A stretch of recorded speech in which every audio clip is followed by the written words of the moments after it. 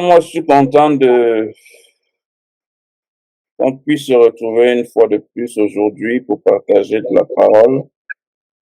Euh, Moi aussi. on peut toujours espérer mieux, mais nous savons tous que les choses n'iront pas forcément en s'améliorant.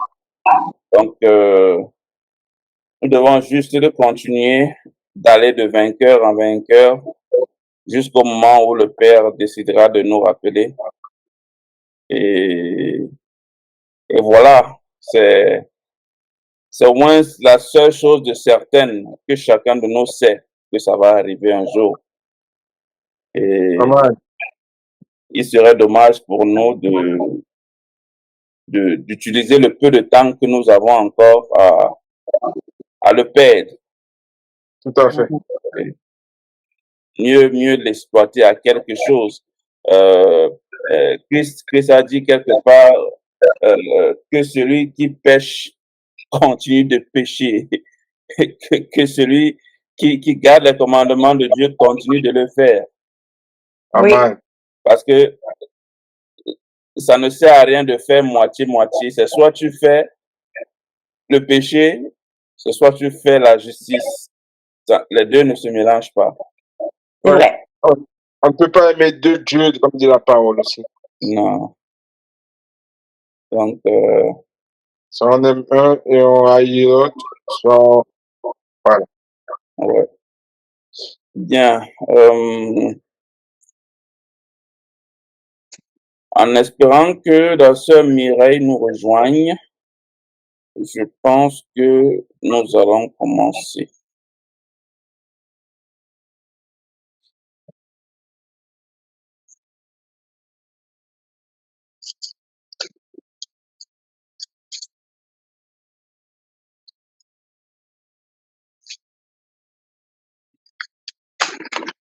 La dernière fois, nous nous sommes arrêtés au chapitre 11, ou bien?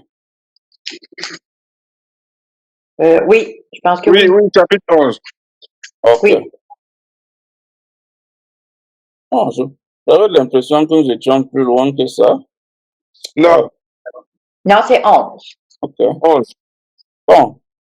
Donc aujourd'hui, nous allons continuer au chapitre 12 du livre de Nombres. Oui, Bien. Est-ce que là, vous voyez mon écran? Oui. oui. Ok. Eh bien, nous allons commencer en prière comme d'habitude et nous allons remettre cet instant à l'Éternel.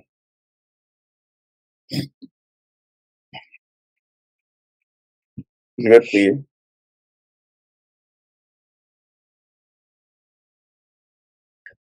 Que la gloire te soit rendue à toi, Père éternel et tout-puissant, Dieu de bonté et d'amour, dans le nom et Ahaya.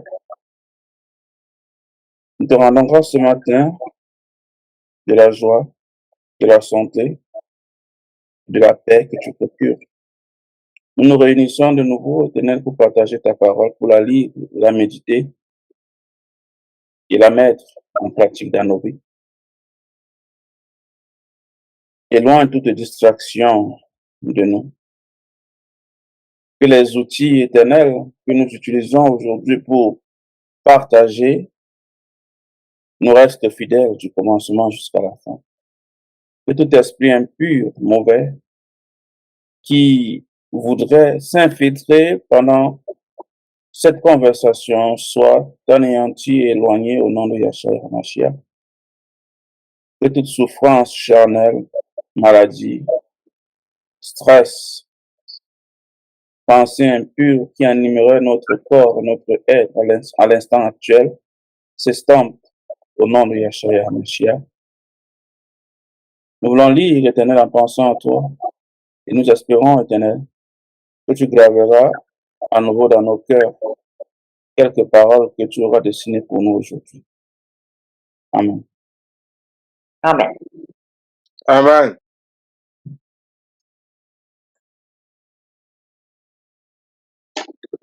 Alors, nous allons lire dans le livre de Nombres, chapitre 12. Je vais commencer.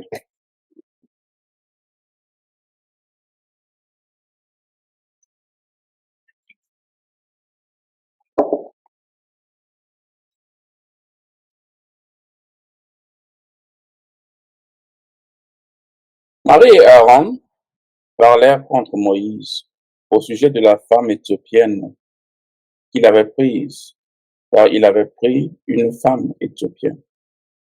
Ils dirent, est-ce seulement par Moïse que l'Éternel parle? N'est-ce pas, n'est-ce pas aussi par nous qu'il parle? Et l'Éternel entendit.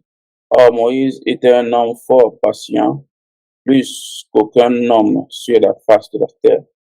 Soudain l'Éternel dit à Moïse, à Aaron et à Marie, allez vous trois à la tente d'assignation. Et ils y allèrent tous les trois.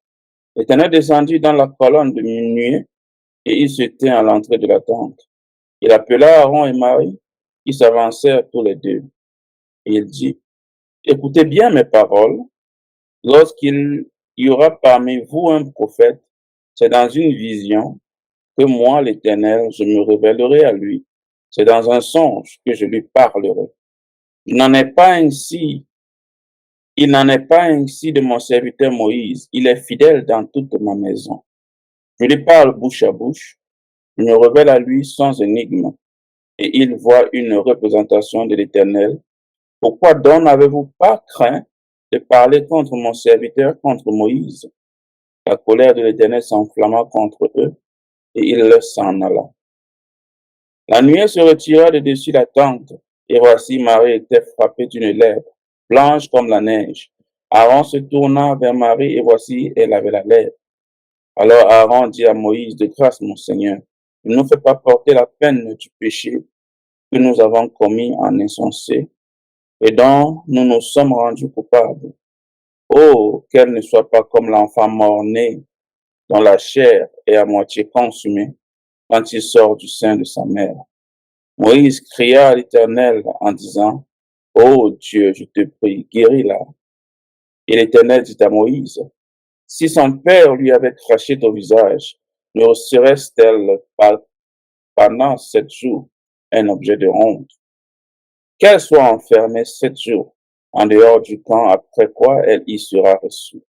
Marie fut enfermée 7 jours en dehors du camp, et le peuple ne partit point jusqu'à ce que Marie y fut rentrée. Après cela, le peuple partit de Hatzeroth et il campa dans le désert de Paran. Amen. Amen. Amen. Bien. Des questions ou bien des commentaires ici? Non.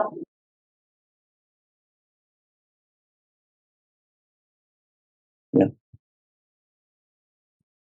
Il y a un petit détail là que j'aimerais que nous soulignions concernant les prophéties ou alors les révélations.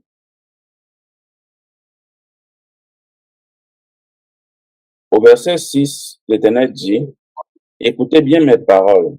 Lorsqu'il y aura parmi vous un prophète, c'est dans une vision que moi, l'Éternel, je me révélerai à lui. C'est dans un songe que je lui parlerai. Il n'en est pas ainsi de mon serviteur Moïse. Il est fidèle dans toute ma maison. Je lui parle bouche à bouche.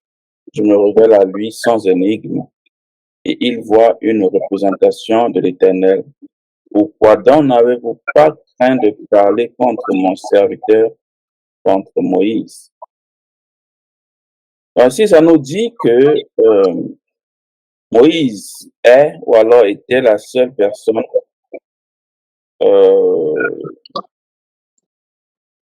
à qui Dieu a parlé face à face, bouche à bouche, oreille à oreille. Mais que les autres prophètes, c'est dans les songes que l'Éternel se révèle à eux. Qu'est-ce que vous en pensez?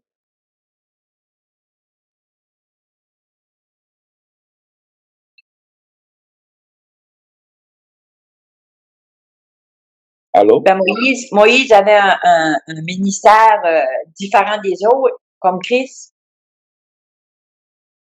Oui?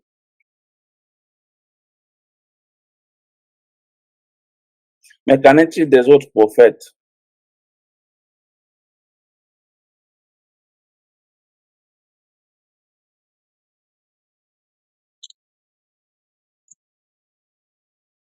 Est-ce que le fait que Dieu s'adresse à eux dans les songes est euh, différent du fait que l'Éternel s'adressait à Moïse face à face? Je ne peux pas dire. Remarque, Ouais, ça me laisse sans voix, hein. hein? Je dis, ça me laisse sans voix, effectivement. Pourquoi Dis c'est quelque Moïse chose, qui a fait? tu dis n'importe quoi. Non, mais pour moi, c'est normal parce que qu'il s'adresse ainsi, parce que c'est Moïse qui a sorti le peuple de l'Égypte. Et c'est à lui qu'il a fait la promesse de la terre nouvelle. Et donc, il fallait bien que Moïse croie que, parce que si c'était un rêve, peut-être qu'il n'aurait pas cru au devoir qu'il devait faire, qu'il devait exécuter, quoi. Et quand il lui parle de vive voix, comme il dit là, ben, ça peut-être que ça met Moïse en confiance. Comme ça, même si le peuple peut maugréer, peut râler, lui, il s'en fiche, il va écouter ce que dit l'Éternel parce qu'il sait, il voit, il entend et il voit. Si aujourd'hui, parce que il y a des personnes là dehors qui disent qu'ils sont prophètes, il y en a même qui s'appellent des généraux, il y en a même d'autres qui vont jusqu'à prétendre être Moïse ou bien Yachaya lui-même. Si l'un d'eux vous approche et vous dit que Dieu lui parle en face à face, quelle sera votre réaction? Moi, j'ai du mal à croire, hein. Je croyais même pas. Tu dis, Je croyais même pas, j'ai du mal à croire. pourquoi pas? Je sais pas, mais ça va. Je vais m'interroger beaucoup, hein. Moi, je vais beaucoup l'étudier. Ok. Mais pourtant, c'est clair là, hein, où l'Éternel dit clairement que les autres prophètes, il les parle en songe, pas plus. Mais Moïse est le seul à qui il s'est adressé face à face. Oui, mais à l'heure qu'il est là, on a besoin que d'une chose, c'est le retour de Yacha. Donc, tout a été dit, tout a été fait. Donc là, c'est que le retour de Yacha qu'on attend. Donc, il ne faut pas qu'il y en ait un qui vienne me dire. C'est simple, hein, pour moi. Ok. Bon, en fait, il faudrait pas que cela nous refroidisse, n'est-ce pas? Les prophètes, en notre temps présent, il y en a encore, ok? Sauf que euh, le don de prophétie n'est pas un don, euh, comment je veux dire, ce n'est pas comme le don d'enseignement. C'est un don qui est, euh, je dirais, qui peut être temporaire, Mm. dépendamment de ce que l'Éternel veut véhiculer comme message. Donc, par exemple, je peux être endormi un soir, l'Éternel me montre un songe me concernant ou alors concernant l'un de mes enfants ou bien mon époux. Il peut me montrer que telle chose va arriver. Voici ce que tu dois faire. Voilà ce que tu dois faire. Et ça s'arrête là. OK? Cela ne signifie pas que je vais continuer à avoir les songes tout le temps pour me dire cela. Non. Donc, les prophéties sont, sont le plus souvent limitées dans le temps, dépendamment, dépendamment de la tâche ou bien de la mission que l'Éternel veut nous confier.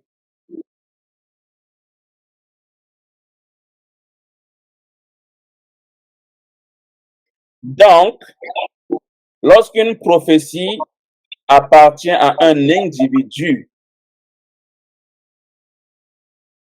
cette prophétie-là est souvent, généralement, délivrée à cet individu directement. Donc l'Éternel lui-même, il vient directement, il te parle en songe et il te dit ce qui va se passer. Donc, ce qui se passe dans certaines églises où quelqu'un se lève là au pulpit, il dit, l'Éternel m'a dit que tu vas avoir ton visa, patati patata. Faisons attention à ça. Oui. Parce que ton visa n'a aucun effet, n'est-ce pas? Ça n'a aucun avantage pour nous dans le sens du royaume des cieux. En quoi est-ce que ton visa va te permettre d'aller au royaume des cieux? Donc, ceci nous pousse à un discernement un peu plus approfondi pour discerner la prophétie du prophète. Et la parole nous dit que voici la manière par laquelle nous reconnaîtrons un vrai prophète ou un faux prophète. C'est lorsque ce qu'il a dit arrive. Mhm. Donc à partir de là, on peut directement savoir. Si ce qu'il a dit n'arrive pas comme il a dit, c'est un faux prophète. Il n'y aura pas à tergiverser là-dessus. En gros, si tu dis qu'en rentrant chez toi, tu vas croiser un lion blanc sur la route, mais en rentrant, tu croises un lion noir, c'est une fausse prophétie. Parce qu'il a dit que le lion devait être blanc. Dieu ne révèle pas les fausses prophéties. Lorsqu'il révèle quelque chose, il te révèle exactement la chose telle qu'elle va arriver. Oui. Il n'y aura pas que tu ailles encore, tu t'assois pour réfléchir. Ce que j'ai vu là, qu'est-ce que ça signifie? Non. Bien. Nous allons continuer au chapitre 13. Quelqu'un pour lire.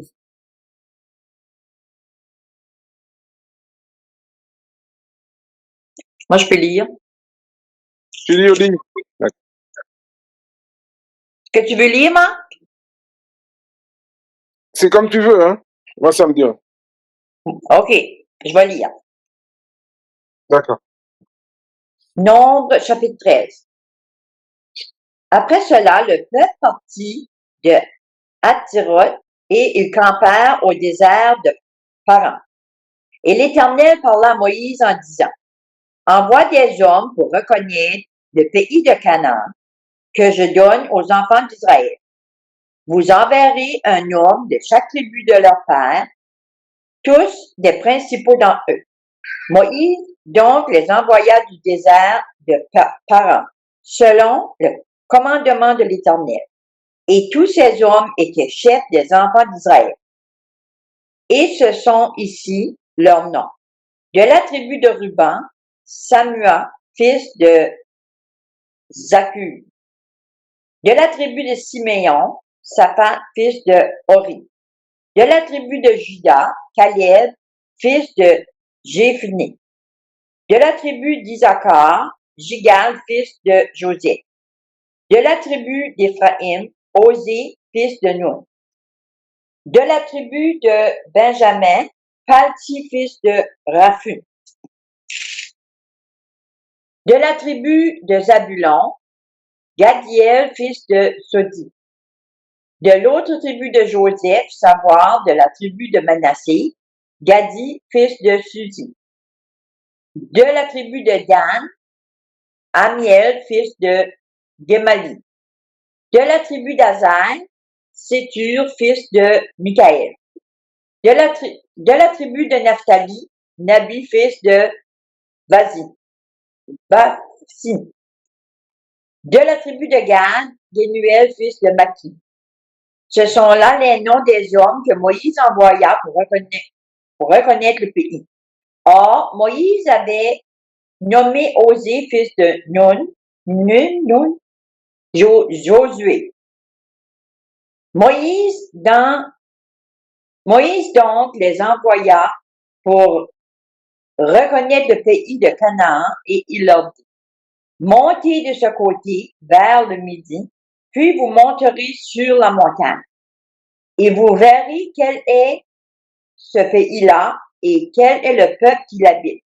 S'il est fort ou faible, s'il est petit ou grand nombre, et quel est le pays où il habite, s'il est bon ou mauvais, et quelles sont les villes dans lesquelles ils habitent, si c'est dans des tentes ou dans des villes closes. Et quel est le terroir, s'il est gras ou maigre, s'il a des arbres ou non. Ayez bon courage et prenez du fruit du pays. Or, c'était alors le temps des premiers raisins. Étant donc partis, ils examinèrent le pays depuis le désert de Tsin jusqu'à Rehob, à l'entrée de Hamath. Ils montèrent donc vers le midi et vinrent jusqu'à Hébron, où étaient Aïman, Sésaï et Talmaï, issus de Anath. Or, Hébron avait été bâti 7 ans avant Sohan d'Égypte. Et ils vinrent jusqu'au torrent d'Escol et coupèrent de là un sarment de vigne avec une grappe de raisin.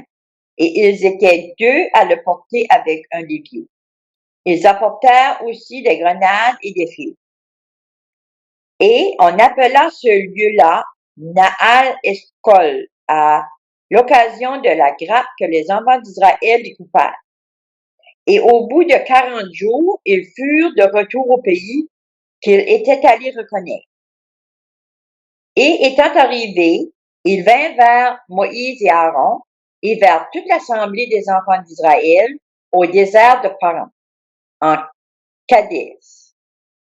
Et leur ayant fait leur rapport et à toute l'assemblée, ils leur montrèrent du fruit du pays.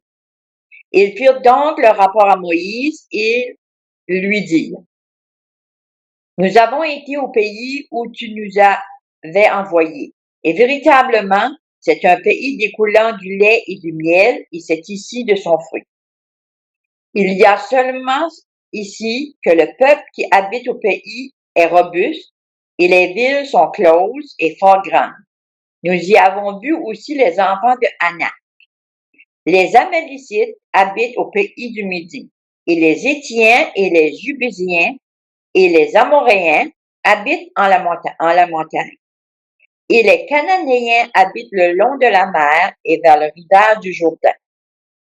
Alors, Caleb fit taire le peuple devant Moïse et dit, montons hardiment et possédons ce pays-là, car certainement nous y serons les plus forts. Mais les hommes qui étaient montés avec lui dirent, nous ne saurions monter contre ce peuple-là, car il est plus fort que nous. Et ils décrirent devant les enfants d'Israël le pays qu'ils avaient examiné en disant, le pays par lequel nous sommes passés pour le reconnaître est un pays qui consume ses habitants.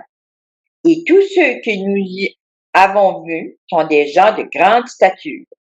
Nous y avons vu aussi des géants, des enfants d'Anak, de la race des géants, et nous ne paraissions auprès d'eux que comme des sauterelles. Amen. Amen. Amen.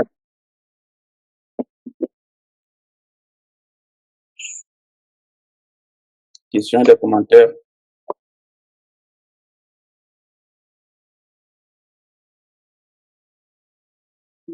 Moi, heureusement que qu'on relit là parce que j'ai toujours dans ma tête que c'est 2 personnes qu'on avait envoyées, alors que là, c'était un de chaque tribu. Ok. Ah oui. Donc, non, sinon, ouais. Mais, et aussi, il dit au verset 23, ils arrivèrent jusqu'à l'eau d'Eshcol où ils coupèrent un sarment avec une grappe de raisin qui dut porter à 2 au moyen d'une paire. Alors, je ne sais pas J'aurais bien aimé voir ce serment-là, quoi. Avec une seule grappe de vigne qu'ils sont obligés de porter à deux. J'aurais aimé comment dire, voir ce que c'était, quoi. Parce que pour porter une grappe de raisin à deux,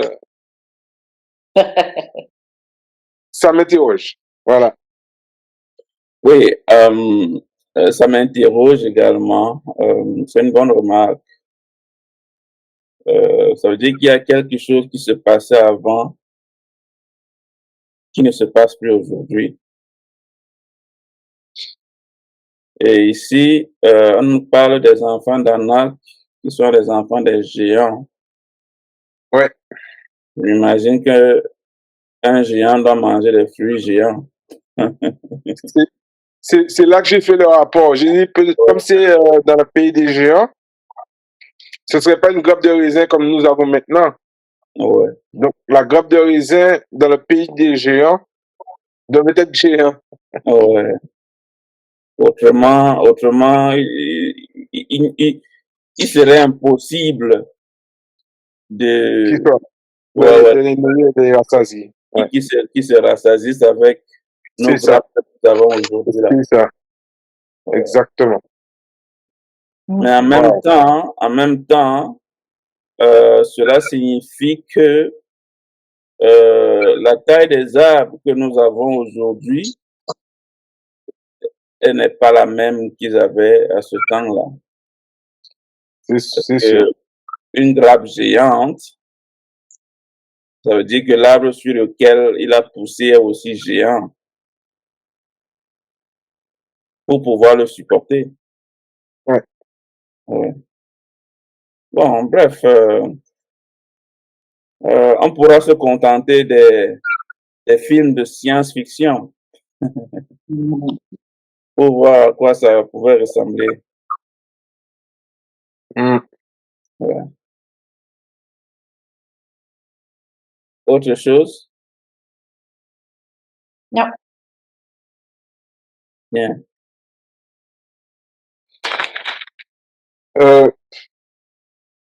Oui, vas-y. Les géants là, ils viennent d'où? Bien. Vraiment, c'est une question que tu devais être capable de répondre. Hein? Comment? Je dis, c'est une question que tu devrais être capable de répondre. Nous l'avons lu Euh, dans le en livre fait, de Genèse.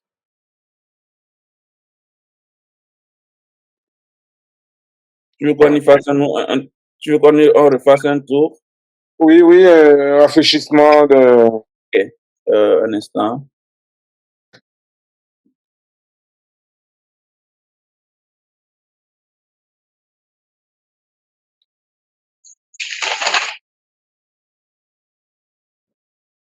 Ici, nous sommes au chapitre 6 du livre de la Genèse, verset 1. Lorsque les hommes eurent commencé à se multiplier sur la terre et que les filles leur furent nées, les fils de Dieu qui sont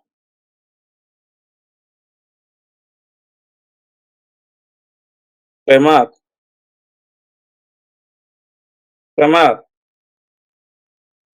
allô? Oui. Excuse-moi, j'étais allé aux toilettes. Ah, ok. Je dis, nous sommes dans le livre de Genèse, chapitre 6, Oui, verset 1. Ça nous dit, lorsque oui. les hommes eurent commencé à se multiplier sur la face de la terre et que les filles leur furent nées, les fils de Dieu virent que les filles des hommes étaient belles. Ces fils de Dieu-là, c'est qui?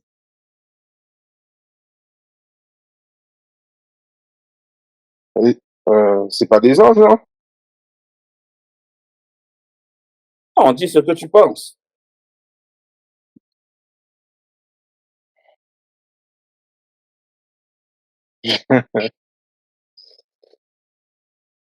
Ça que colle là. Hein. Le premier verset nous donne déjà des indices.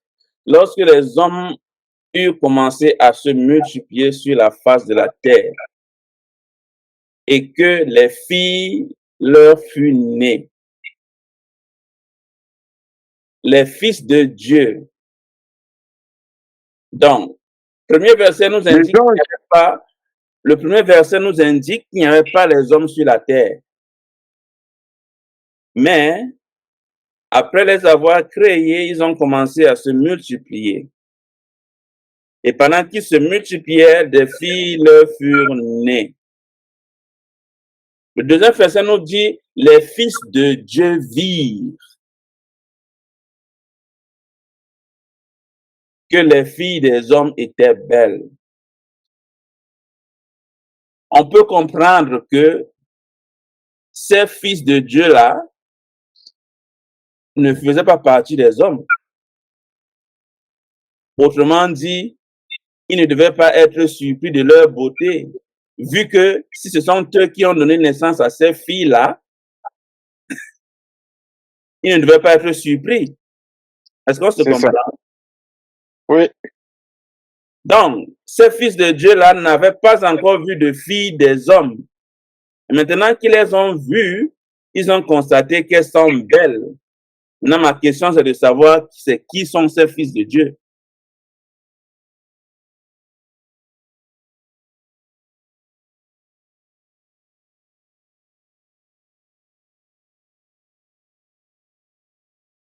c'est des anges pour moi.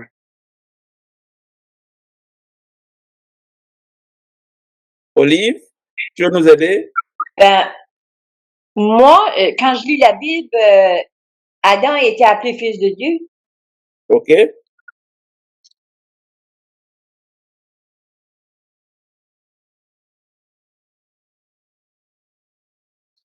Oui, continue, je t'écoute. Ben, je pense que ça pourrait que ce serait les hommes, les fils de Dieu. Oui, mais si les fils de Dieu dont on mentionne ici sont les hommes ou alors les enfants d'Adam et Ève, Oui. pourquoi sont-ils surpris encore que les filles sont belles? Ou alors pourquoi ils voient maintenant que les filles des hommes sont belles? On n'a pas besoin de nous donner ces détails-là, vu que ce sont eux qui ont donné naissance à ces filles. Donc, ils savent déjà que ces filles sont belles. Oui. Nous allons lire la suite. On va continuer. Le verset 3 nous dit, alors l'Éternel dit, mon esprit ne restera pas toujours dans l'homme, car l'homme n'est que chair et ses jours seront de 120 ans. Les géants étaient sur la terre en ces temps-là, après que les fils de Dieu furent venus vers les filles des hommes et qu'elles leur eurent donné des enfants. Ce sont ces héros qui furent fameux dans l'Antiquité. Est-ce qu'on comprend mieux qui sont ces fils de Dieu? C'est les anges déchus? Et bien entendu, frère Marc, Oui, tu es avec nous? oui, je suis là. Est-ce que tu comprends mieux d'où viennent les géants? Oui, C'est Ils juste viennent parce que j'étais un peu mêlant parce que dans la Bible, c'est aussi appelé, Adam était aussi appelé fils de Dieu.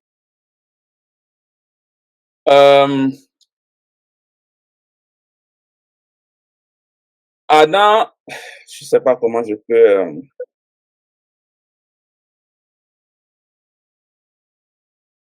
Implicitement, ok, on peut dire que Adam est un fils de Dieu, mais je n'ai pas encore lu où Adam a été appelé fils de Dieu. Mais on sait que Adam est un fils de Dieu. Mais dans le Nouveau Testament, dans la généalogie, c'est marqué fils de Dieu. Oui, dans le Nouveau Testament, alors nous sommes encore dans l'Ancien Testament. Oui. Alors, Ah oui, c'est vrai. si on reste dans le contexte, ok, celui qui lisait ce passage 2000 ans au temps de Christ ou bien encore plus avant, ils n'avaient pas connaissance du Nouveau Testament. Mm. Donc, si en lisant, ils voient, on a écrit Fils de Dieu, dit que les filles des hommes étaient belles. Ça veut dire qu'il y a un effet de surprise ici. OK? C'est quelque chose qui n'était pas là, mais maintenant qui est là. Comme Maintenant, si ils ne l'avions jamais vu. oui, il n'en avait jamais vu. OK. Au verset 4, ça nous précise que ce n'est qu'après que les fils de Dieu furent venus avec les filles des hommes que les géants ont apparu sur la terre. En gros, c'est l'union entre les fils de Dieu et les filles des hommes qui a donné naissance aux géants.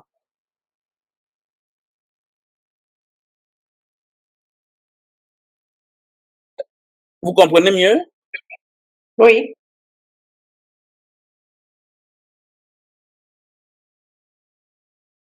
Allô? Oui. Oui. C'est comme si c'est un sujet qui reste encore ambigu. Ouais. C'est le cas? Un petit peu. Je comprends ce que tu veux dire, Père. Cette partie de la Genèse-là, il faudrait que je la relis et la relis encore. Mais attendez un peu, je suis un peu surpris. C'est surprenant. Avez-vous connaissance des anges déchus? Oui, dans le Pour livre moi, d'Enoch, oui. pour moi, les anges déchus, ce sont ceux qui ont suivi Satan. Mais pourquoi sont-ils déchus? Pourquoi ont-ils été déchus? Quelle est la raison pour laquelle ils ont été déchus? Ben, parce qu'ils Parce ont couché avec les filles des hommes. qu'ils ont désobéi. Oui. Ils ont désobéi à quoi? Ils ont désobéi à l'Éternel, au Créateur. Ben, ils ont couché avec les filles. Oui, mais si déjà vous savez que c'est parce qu'ils ont commis cet acte avec les filles des hommes, c'est pourquoi ils ont été déchus. Donc, vous devez comprendre facilement d'où viennent les géants.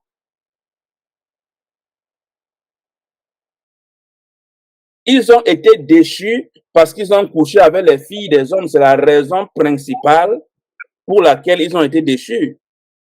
Oui. Vraiment, est-ce qu'on se comprend? Donc, ils n'étaient pas encore déchus. Non. C'est seulement Satan qui a été déchu. Non plus. Au commencement, tout le monde, bon, pas tout le monde, disons les anges, étaient au ciel avec l'Éternel. Oui. La terre n'existait pas. Non. La terre a été créée, les hommes y ont été mis.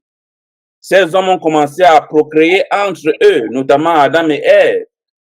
Oui. Ils ont produit des enfants. Ces enfants ont produit des enfants, des filles sont nées. Et maintenant, les fils de Dieu qui sont les anges au ciel, ils ont vu ces enfants que Adam et Ève ont procréés, notamment leurs filles. Ils ont vu qu'elles étaient belles. C'est là où la déception commence. Non, mais mon frère, là que c'est le serpent, le mal qui a été créé. Oui, mais jusque-là encore rien ne s'est passé. Il n'a pas encore été déchu jusque-là.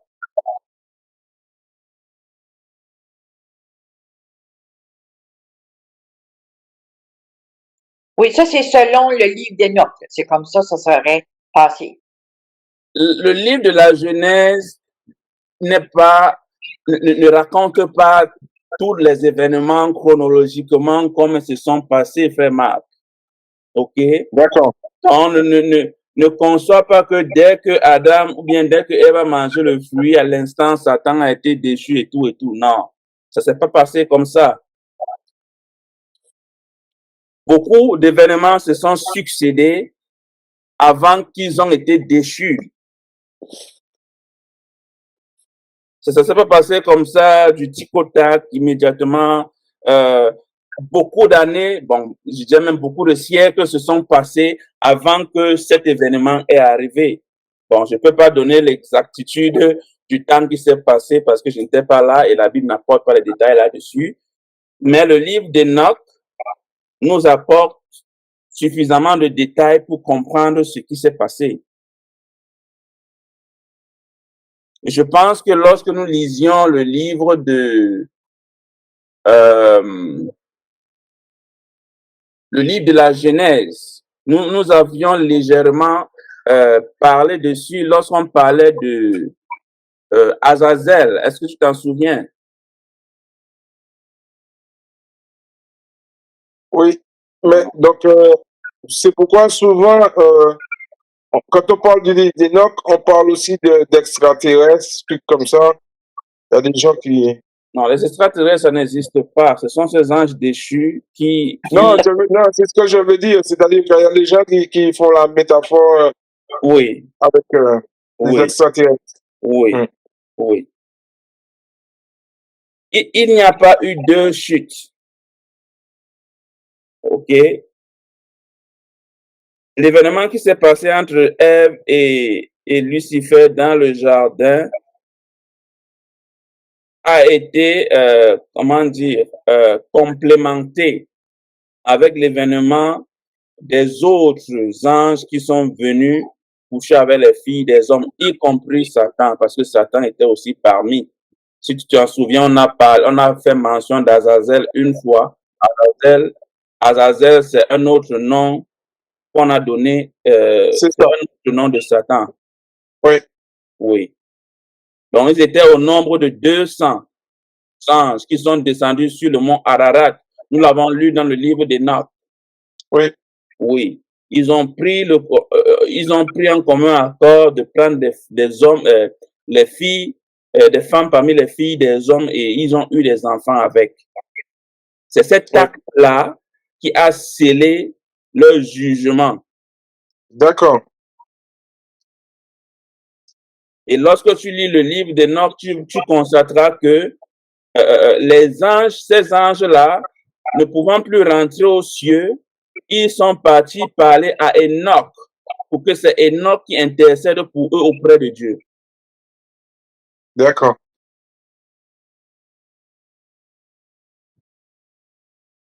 Je t'inviterai vraiment à lire le livre d'Enoch, n'est-ce pas, pour mieux comprendre cela, parce que c'est un sujet capital pour comprendre la notion de péché.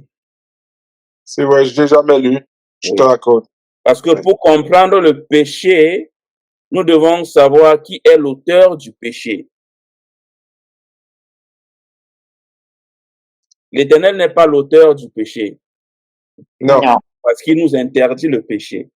Oui. exact. Mais il y a d'autres entités invisibles à nos yeux qui sont auteurs du péché.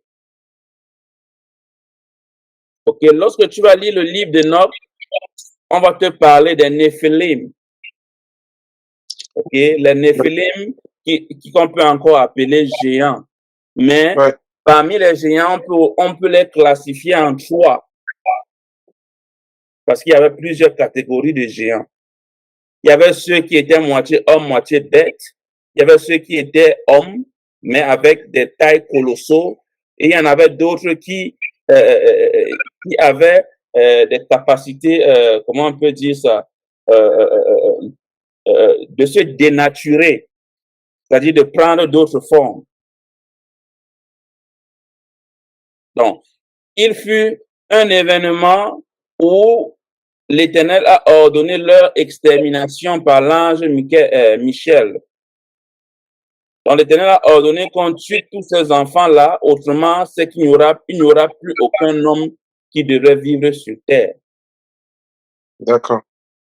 Maintenant, après les avoir exterminés, leur corps est mort, mais leur esprit restait. Pourquoi? Parce que l'esprit est immortel. Mais à cause du fait que ces créatures n'existaient pas par la volonté de l'Éternel. Ce n'est pas l'Éternel qui les a créées. Ils sont nés involontairement de sa volonté. On les a condamnés à errer sur la terre jusqu'au jugement final. Donc, tous ces esprits de Néphilim qui ont été tués errent désormais sur la terre et ils prennent le nom de mauvais esprits ou alors de démons, comme on entend parler aujourd'hui. Et en tant que démons, ils vivent toujours, ils ont toujours leur conscience, mais ils n'ont pas de corps. Raison pour laquelle ils doivent posséder un corps vivant, un corps physique, c'est-à-dire un corps humain, pour pouvoir assouvir leurs désirs.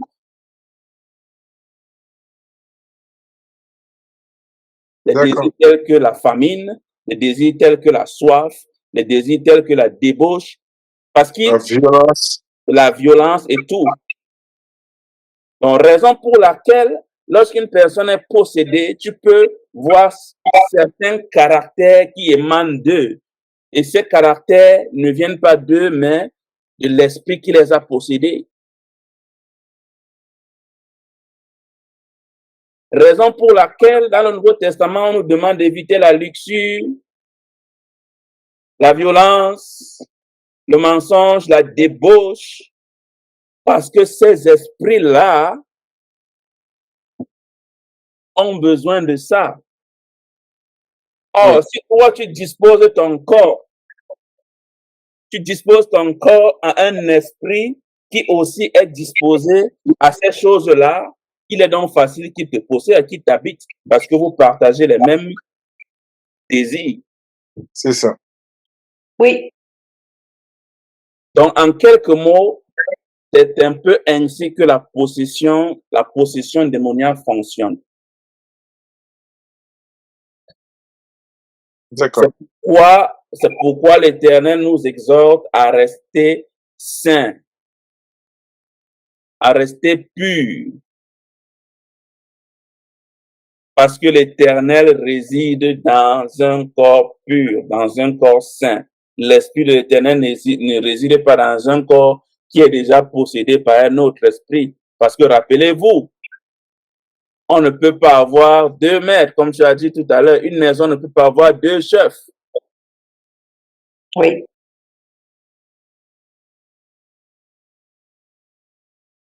Bien. Est-ce qu'il y a des questions, des commentaires jusque-là? Très bien expliqué, mon frère. Oh. Bien. Bienvenue à toi. Oui, shalom. Je vas? suis là, mais sans être là, j'ai une migraine depuis ce matin, donc j'ai mis même le téléphone en sourdine pour suivre, mais je pourrais pas faire de lecture, j'ai très mal à la tête. Ça va aller, t'inquiète pas. À la fin de cette lecture, cette migraine va s'en aller. Au nom de Yahshua Mashiach. Amen. Amen. C'est depuis quand la migraine? Depuis hier soir. Et il pleut de votre côté? Non, il y a le soleil. Hier soir. Hier soir, il a un peu plu durant la nuit, mais là, il y a du soleil. Hier, c'était nuageux et aujourd'hui, c'est un peu ensoleillé. Non, ce que tu disais, frère, était très intéressant. C'est dommage, j'ai pas suivi le début, mais c'était c'était très, très, très édifiant. Non, mais je peux commencer, il n'y a pas de problème. En bref. Donc, en gros, le frère Marc avait un peu, disons, un peu de souci à comprendre d'où venaient les géants. Donc, on essayait d'expliquer comme quoi les géants venaient de l'union des fils de Dieu qui sont aussi appelés les anges, à ne pas confondre avec les fils de Dieu que nous sommes aujourd'hui. Ok, il y a une nuance. Les anges sont des fils de Dieu, mais nous sommes aussi des fils de Dieu. À la seule différence que dans le contexte de l'Ancien Testament, au moment où où on parlait, les Israélites n'existaient pas encore. Mhm. Ah, c'est vrai, hein? Oui. Ouais. Donc, ces géants-là, ce sont eux qu'on appelle encore Néphilim. D'accord. Mais parmi les Néphilim, il y avait plusieurs catégories de Néphilim. Donc, je vous invite à faire vos recherches là-dessus. Mais Ok. ce que nous pouvons retenir, c'est quoi? C'est que ces géants-là n'existaient pas par la volonté de l'Éternel. L'Éternel ne les a pas créés. L'Éternel n'avait pas prévu de le faire. Donc, Mais une qui, sentence, pardon, qui les a créés alors? il y a des lois qui ont été établies par laquelle la vie va être créée.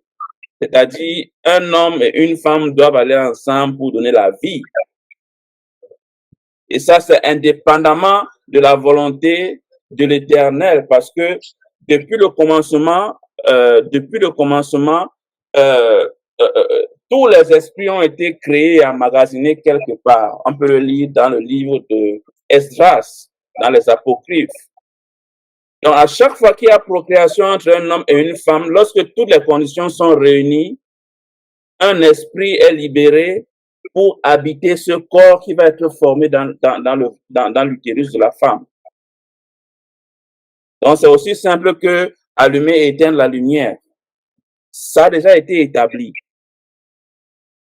Donc, maintenant, lorsque les anges ont connu les filles des hommes, cela a donné des enfants. Or, ces enfants-là, cette union-là, n'avait pas été prévue par l'Éternel. L'Éternel, en créant ces anges-là, n'avait pas prévu les donner de femmes, ou alors n'avait pas prévu qu'ils doivent aller sur terre, prendre des femmes et avoir des enfants. C'est ça. Or, la loi selon laquelle, lorsqu'il y a rapport sexuel, un enfant doit naître, a déjà été établie. Donc, tout ce qui va arriver là, c'est indépendamment de la volonté de Dieu. Donc, je vais prendre un exemple simple. Par exemple, une prostituée, par exemple, qui elle connaît plusieurs hommes, mais dans son métier, il peut arriver que un spermatozoïde circule et elle tombe enceinte, par exemple. Oui. Elle n'est pas tombée enceinte parce que l'homme ou bien elle l'a voulu, mais c'est un accident. Cet accident-là, on ne peut pas l'attribuer à Dieu en disant que merci Seigneur, parce que ce n'est pas dans ces conditions-là que l'Éternel a voulu que ça se fasse. Ouais. Bon, je ne peux même être ici à condamner tout ce qui se passe dans le monde. Hein. J'aimerais que nous restions dans le sujet. Parce Oui, que beaucoup de questions peuvent émaner de ce que je viens de dire. oui, oui. L'union entre ces anges-là et ces femmes a donné naissance à des enfants. Et ces enfants sont nés avec des déformations génétiques. D'où on les appelle les géants. Géants, pourquoi ils avaient des tailles anormales, entre parenthèses.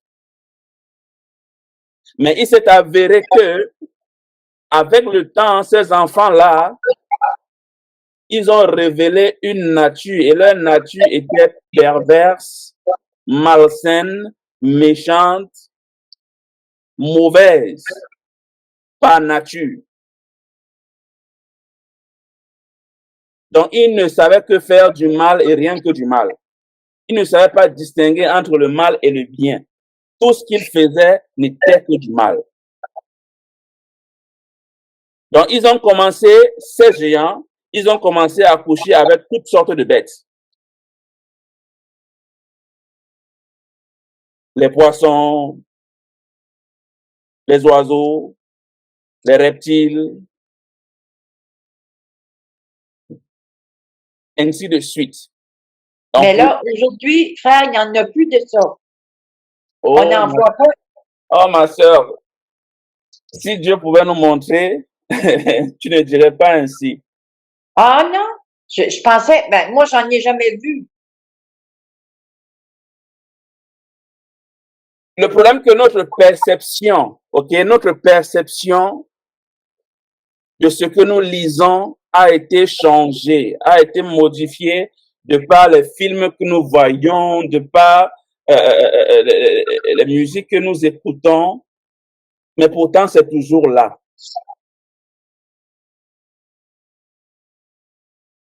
Peut-être que nous en aurons l'opportunité d'en parler, ok, plus tard, Ok. pas aujourd'hui. Ok. Donc, je disais tantôt que ces géants ont corrompu toute la création en couchant avec toutes sortes de bêtes et toutes sortes d'animaux, et cela a donné naissance à d'autres formes de géants. Je disais tout à l'heure, des êtres humains moitié homme, moitié bête, moitié homme, moitié chat, moitié homme, moitié chien, moitié homme, moitié poisson, you name it, ok? Donc, je pense qu'une fois où, par aventure, vous en avez entendu parler des sirènes, par exemple, des centaures, par exemple, Oui. des pans, par exemple. Ce sont des choses qui ont existé et ce sont des choses qui existent toujours. Ah oui. Les sirènes? Oui. Mm. Donc, lorsque vous lisez dans le livre d'Enoch, une sentence a été prononcée sur ces enfants-là. Parce que l'Éternel a dit que les anges avaient été créés pour l'éternité. C'est pourquoi ils devaient vivre au ciel. Ils n'avaient pas besoin de femmes pour multiplier euh, euh, leur prospérité. Mais les hommes sont mortels. C'est pourquoi Dieu les a donné des femmes pour continuer leur prospérité sur la terre. Par conséquent, l'union entre l'esprit et la chair est une abomination aux yeux de l'Éternel. C'est pourquoi il va les exterminer. Donc, il a envoyé l'ange Michel pour faire cela. Ils ont été exterminés, mais leur esprit est resté. Parce que, Hein, l'homme a été créé mortel, pas immortel. oui,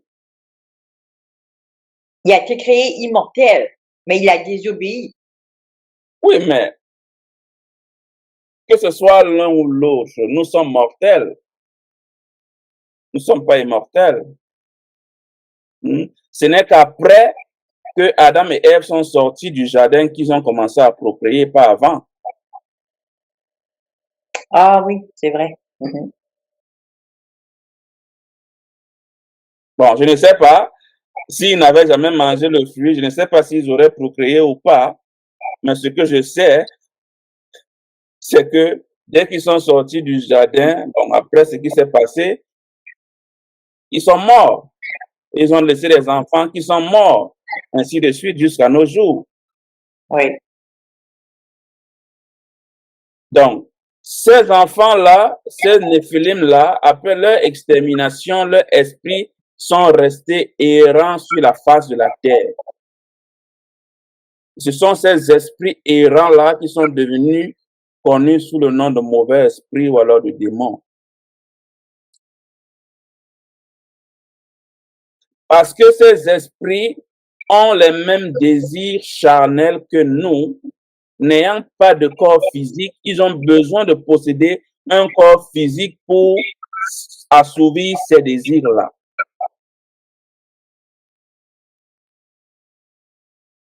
D'autres C'est auront, intéressant. oui, d'autres auront une gourmandise, d'autres seront des ivrognes, d'autres seront des débauchés, ainsi de suite.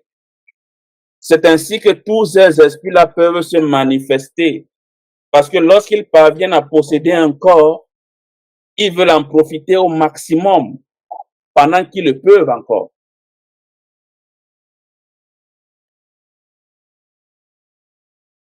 Est-ce qu'on est ensemble jusque-là? Oui. Oui. Donc, Oui. je ne pourrais pas tout dire ici parce que le temps ne va pas nous le permettre. Il faudrait que vous le lisiez vous-même. Je vous invite à lire le livre d'Enoch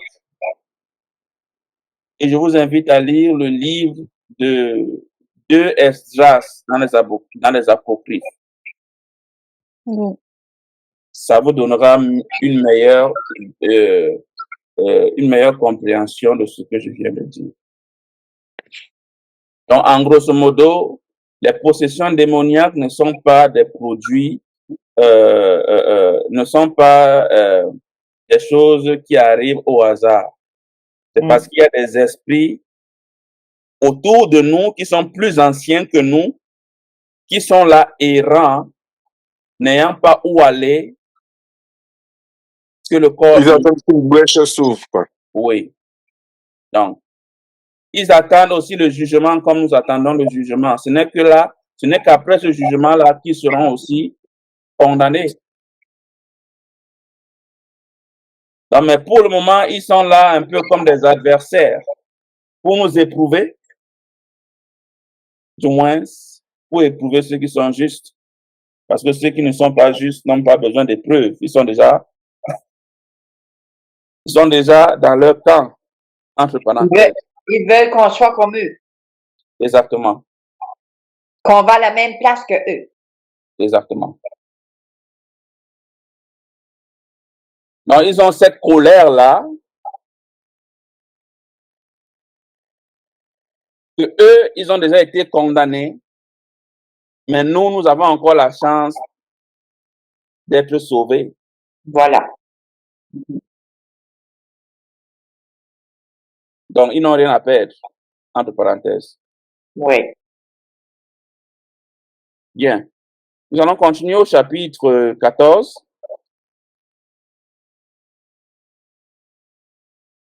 Olive, tu veux lire? Non, je vais lire. Parce que lui, C'est à Marc, je pense. okay. Oui, c'est ça. OK. Je vais lire. Livre des Nombres, chapitre 14 de la version Thomson. Toute la communauté se mit à crier.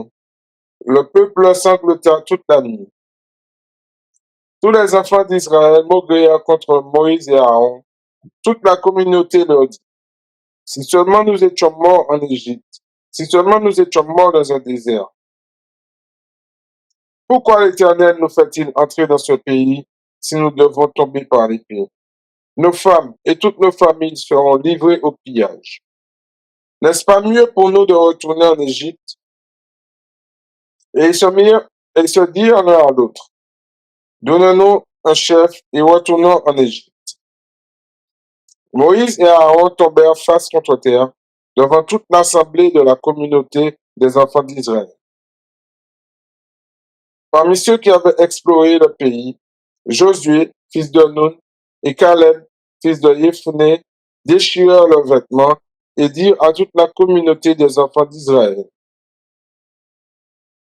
ce pays que nous avons parcouru pour l'explorer est un pays merveilleux. Si l'Éternel prend plaisir en nous, il nous fera entrer dans ce pays et nous le donnera. C'est un pays ruisselant de lait et de miel. Seulement, ne vous rebellez pas contre l'Éternel et n'ayez pas peur du peuple du pays. Nous n'en ferons qu'une bouchée. Ils n'ont plus d'ombrage pour les couvrir. L'Éternel est avec nous. N'ayez pas peur d'eux. Toute la communauté parlait de les lapider lorsque la gloire de l'Éternel apparut à la tente de la rencontre devant tous les enfants d'Israël. L'Éternel dit à Moïse, « Jusqu'à quand ce peuple me bafouera-t-il? Jusqu'à quand refusera-t-il de mettre sa foi en moi, malgré tous les signes que j'ai produits en son sein? Je le frapperai par la peste, je le déposséderai et je ferai de toi une nation plus grande et plus forte que lui. » Moïse répondit à l'Éternel, « Les Égyptiens ont appris que tu avais fait monter ce peuple d'Égypte par ta force. Et ils l'ont dit aux habitants de ce pays. Ils ont appris que toi, l'Éternel, tu es au sein de ce peuple, que tu apparais face à face, toi, l'Éternel. Que ta nuée se tient au-dessus d'eux, que tu marches devant eux le jour dans une colonne de nuée et la nuit dans une colonne de feu. Si tu fais mourir ce peuple comme un seul homme, les nations qui ont entendu parler de toi diront, L'Éternel ne pouvait pas faire entrer ce peuple dans le pays qu'il lui avait promis par serment. C'est pour cela qu'il l'a immolé dans le désert. Maintenant que la puissance de l'Éternel se montre dans sa grandeur, je t'en prie, comme tu l'as dit. L'Éternel est patient et grand par la fidélité. Il pardonne la faute et la transgression, mais il ne tient pas le coupable pour innocent.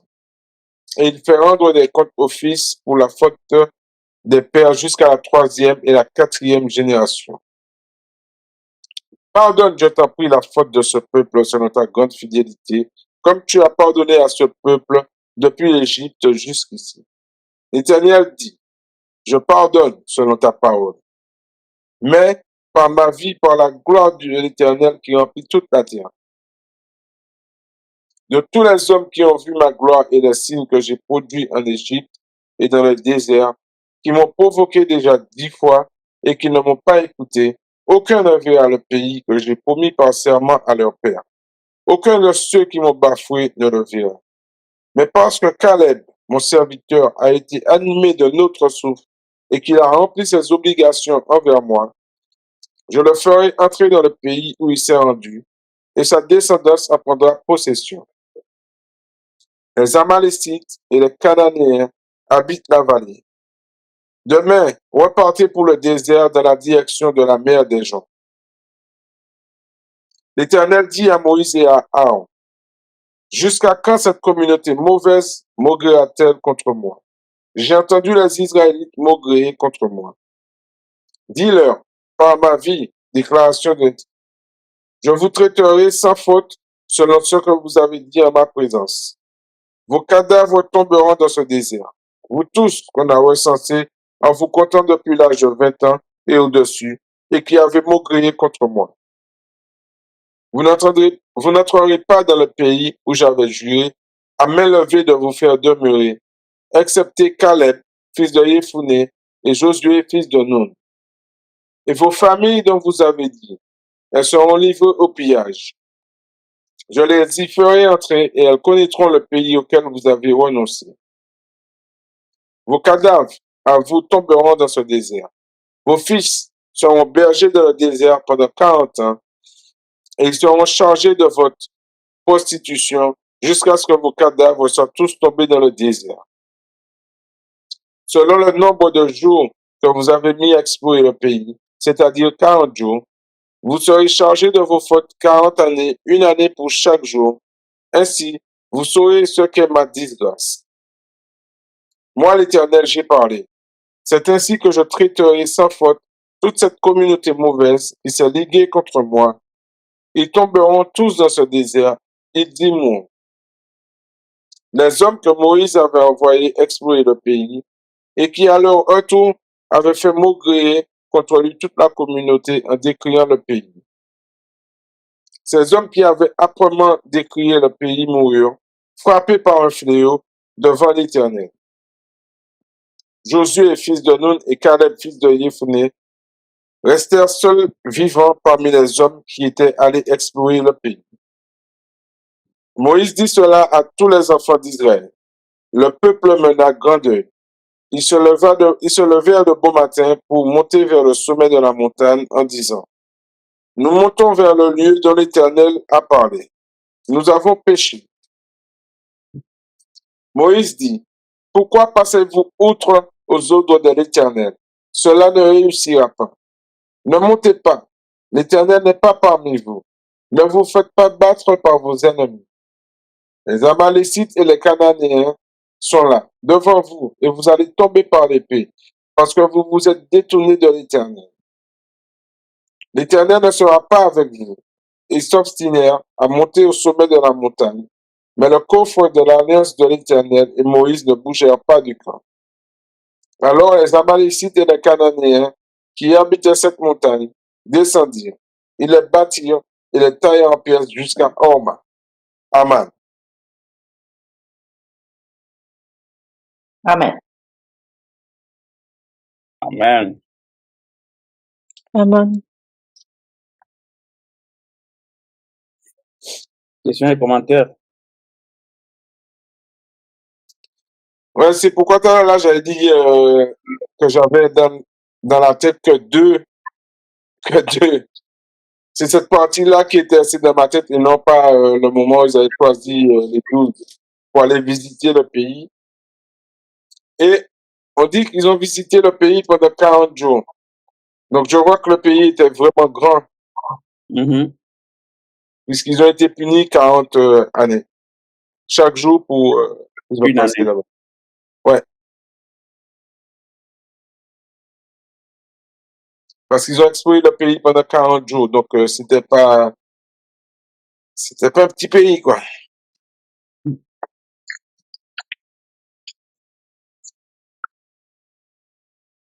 D'autres remarques, d'autres questions?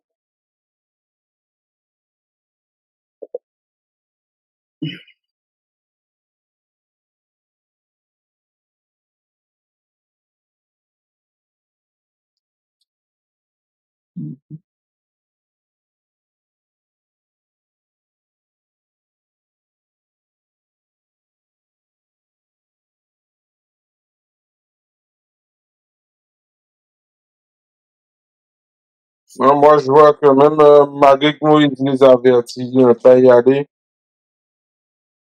ils sont allés quand même, alors qu'ils savent bien que quand ils n'ont pas l'arche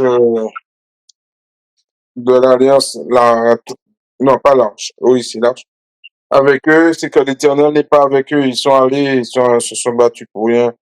Ils ont désobéi à la parole de Moïse, alors que l'Éternel sait bien que l'Éternel lui parle et qu'il devait écouter. Encore une fois, ils ont désobéi. Et même qu'il dit ils avaient déjà désobéi 10 fois. 10 fois, ils n'ont pas écouté. Et puis, ils sont sortis d'Égypte.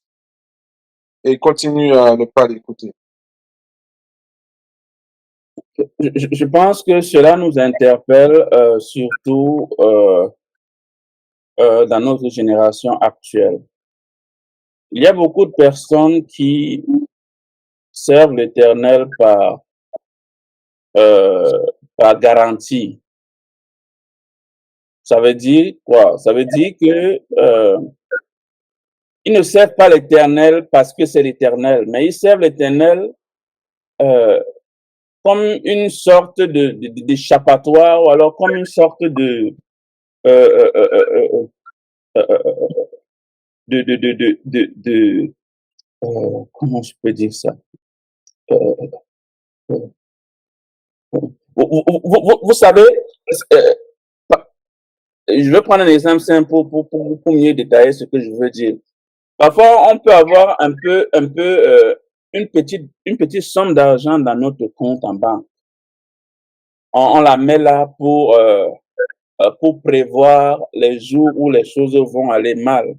Et on, on se laisse aller à dépenser un peu plus de temps en temps parce on est rassuré qu'on a un peu quelque chose dans notre compte. Sauf que le plus on dépense, nous ne vérifions pas notre compte pour nous rassurer qu'on n'a pas déjà touché euh, ce petit argent qu'on a mis de côté là. Jusqu'au jour où on va vérifier, on se rend compte que, oh, en fait, il n'y a plus rien dans le compte. Donc c'est un peu comme ça que beaucoup de personnes utilisent l'Éternel, comme une roue de secours. Une roue de secours qu'on pense qu'elle est encore bonne et qu'on va l'utiliser le jour où on en aura besoin. Oui, juste quand ils l'ont besoin. Oui, jusqu'à ce qu'ils ont besoin. Et le jour où ils en ont besoin, ils se rendent compte que la roue, elle est rouillée. Elle ne peut pas être utilisée. Et c'est alors que les problèmes commencent. On commence à dire, Seigneur, tu m'as abandonné. Qu'est-ce que j'ai fait à Dieu pour mériter ça? Mais tu n'as mérité que ce qui t'arrive. OK? Tu as pris, tu as mis dans un coin de ta maison et tu as continué ta vie. Tu as pensé qu'il va rester là à t'attendre jusqu'au jour où tu auras besoin de lui. Ouais. Donc, ceux-ci-là, ils ont voulu forcer la main à l'Éternel en disant, oh Seigneur, pardonne-nous. On ne savait pas ce qu'on faisait. Maintenant, non. nous allons conquérir le pays là. Mais Dieu vient de vous dire, ne partez pas, je ne suis pas avec vous. L'homme a tendance à prendre, à associer le Seigneur, Dieu, avec les sentiments et les émotions. Ah oui, Alors que le Créateur n'est ni sentiment ni émotion, il est amour, mais il est juste également. oui, exactement. Exactement. Il dit, je vous pardonne parce que jusqu'ici, vous m'avez désobéi 10 fois. Mais vous n'allez pas voir le pays que je vais donner à Josué et à Caleb. Il avait promis à leur père. Oui. Vous allez quand même rester avec mon peuple. Je ne vous punis pas, je ne vous tue pas. Mais vous n'allez pas voir le pays. Mais eux, vu que c'est d'eux que Dieu reçoit les ordres, eux, ils disent non, on va prendre les armes. On va aller, on va aller combattre. On va faire comme tu as dit. Mais l'Éternel n'était plus avec eux, il n'était plus là. Il avait déjà dit ce qu'il va faire. Il ne va plus euh, euh, changer ce qu'il a dit pour se conformer aux fameux Israélites. Hein, parce qu'ils s'appellent Israélites. Dieu va faire comme ils veulent. Non. Ils sont partis, on les a taillardés et ils sont morts. Et la vie a continué. Donc ne faisons jamais rien par excès de zèle, pensant que parce qu'on prie beaucoup, Dieu est avec nous. Dieu est avec nous. Rassurons-nous réellement que Dieu est avec nous Amen. et qu'il confirme cela par des signes, par des présages avant de nous envoyer.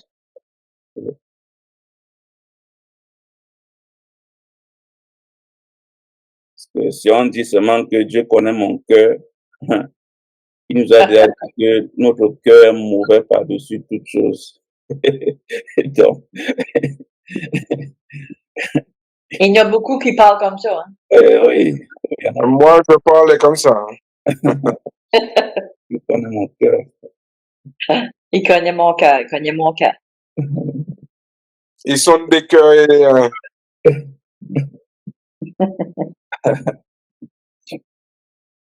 nous allons continuer au chapitre 15.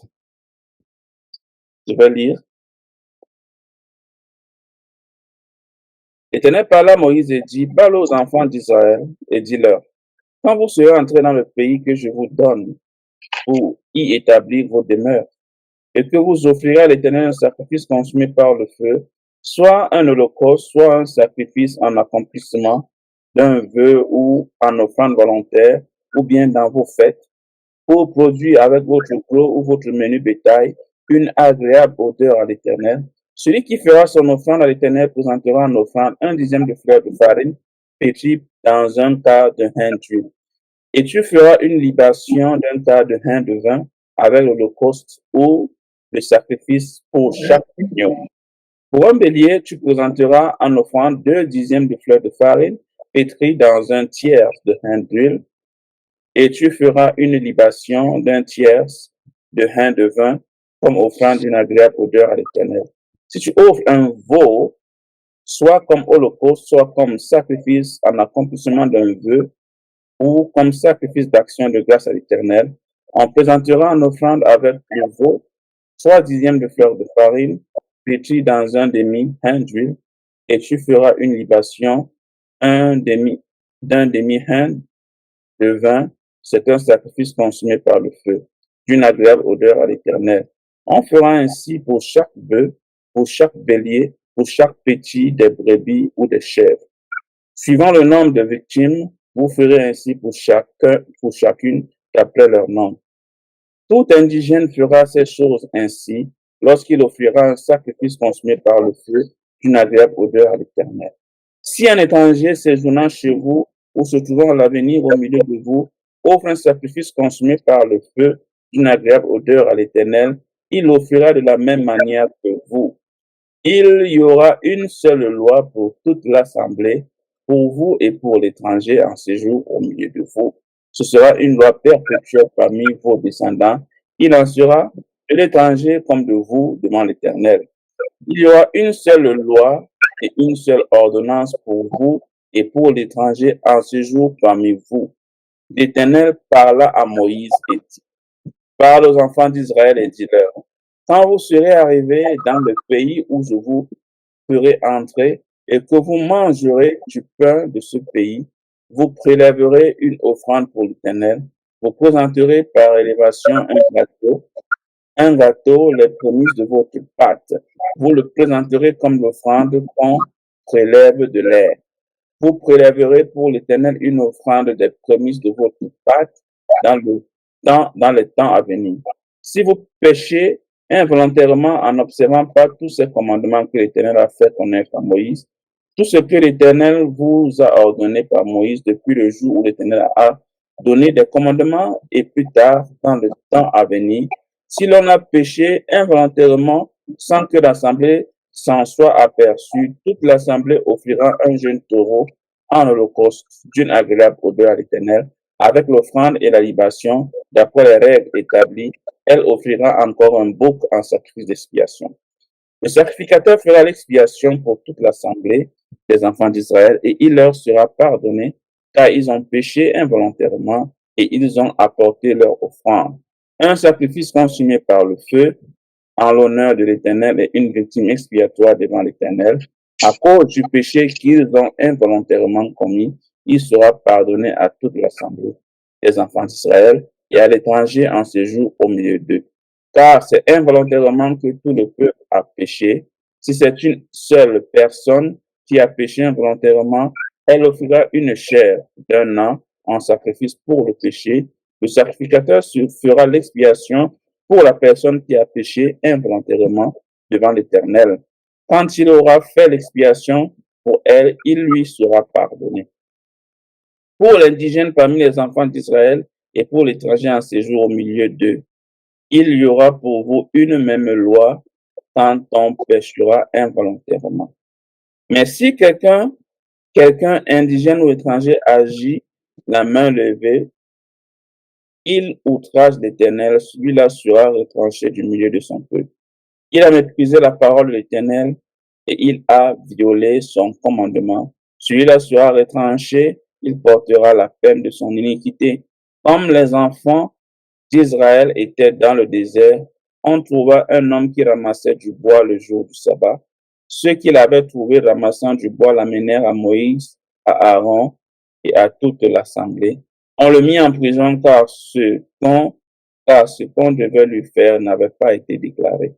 L'Éternel dit à Moïse, cet homme sera puni de mort. Toute l'assemblée le lapidera hors du camp. Toute l'assemblée le fit sortir du camp et le lapida et il mourut comme l'Éternel l'avait ordonné à Moïse.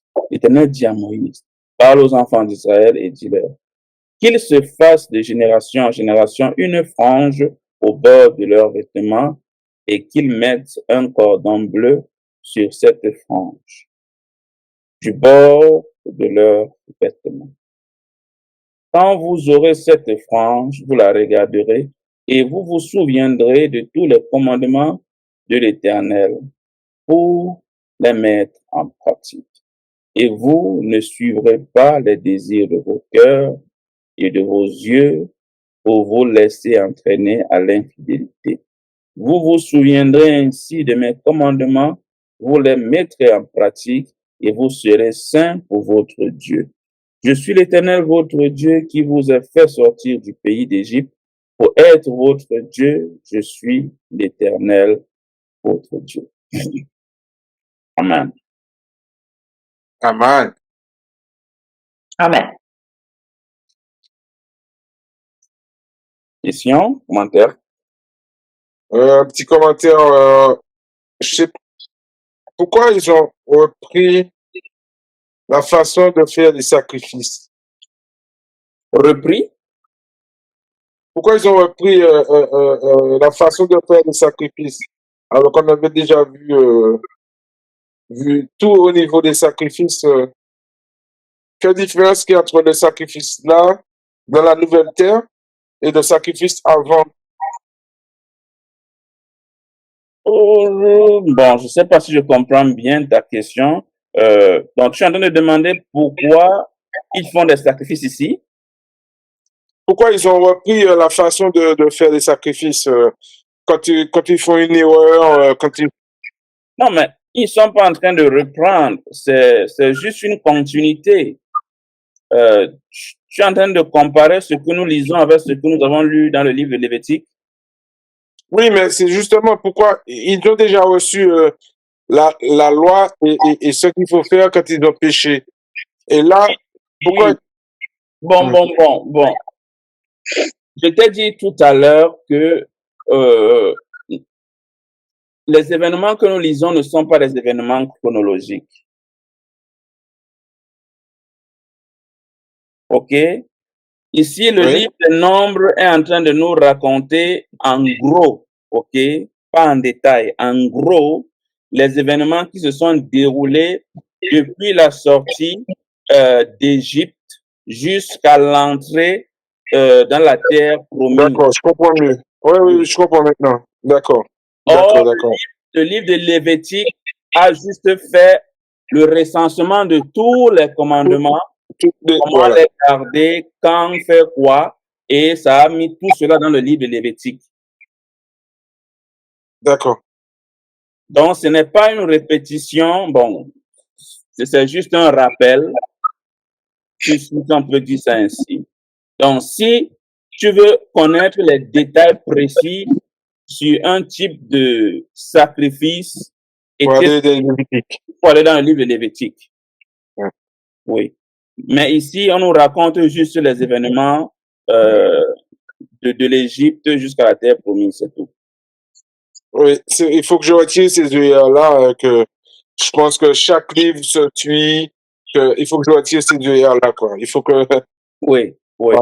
Je comprends Évite, maintenant, je comprends oui, très oui, bien. et évite de Voilà. concevoir que les événements sont chronologiques, sinon tu ne vas Tout à pas. fait, tout à fait. Mais dépendamment de ce que tu lis, tu peux essayer de correspondre cela avec quelque chose que Avec, tu as lu dans Genèse, parce que ça arrive. d'accord, Même lorsque nous tout à serons fait. dans les livres prophétiques, tu vas lire des choses là-bas qui vont se connecter avec les choses que tu as lues dans le livre de la Genèse ou dans le livre d'Exode. Ainsi de D'accord. suite. Oui. Ça, c'est vrai. Ça, c'est ce travail-là qu'il me faut que je fasse. Oui. Euh, Ouais. autre commentaire? Oui, frère, moi j'ai une question. Mhm. L'autre fois, on avait parlé que les sacrifices, le péché dans l'Ancien Testament, c'est aboli. Maintenant, c'est le sang du Christ. Mhm. Mais ici, là, quand il parle de violation du sabbat, parce Mhm. que là, on est dans l'Ancien Testament, on sait que ils prenaient des roches, puis ils utilisaient un coup de roche, puis tout ça, là. Mhm. Mais quand Christ va être, comme dans le millénaire, Christ va être là, oui? Continue ta question, on va y arriver. OK. Dans le millénaire, Christ va être là, mais je peux pas comprendre comme que ça va se faire de nouveau, de tirer des roches pour tuer des personnes, parce que Christ, lui, quand il est venu pour montrer le pardon. Comment ça va se faire? Christ va-tu dire, oui, OK, tirez-lui des roches pour le tuer parce qu'il veut pas faire le sabbat? Comment ça va lui, me semble, je vois pas Christ comme ça, là. Laisse-moi trouver un passage.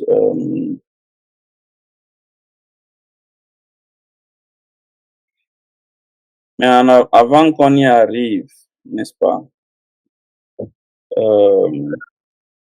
Si, comme tu as dit, que Christ est venu pour le pardon, etc.,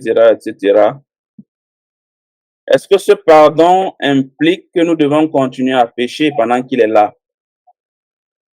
Non, non, c'est pas ça que je veux dire, frère. Je sais qu'il faut qu'on ait de l'ordre dans tout. Mais je veux dire, le fait d'utiliser des roches pour tuer des personnes, nous-mêmes qui va faire ça, nous sommes pas aussi pires que ceux-là qui le fait le mal. C'est ce que je veux dire. Répète ta question. Le fait que nous, on prend Un des instant, roches. pardon, un instant.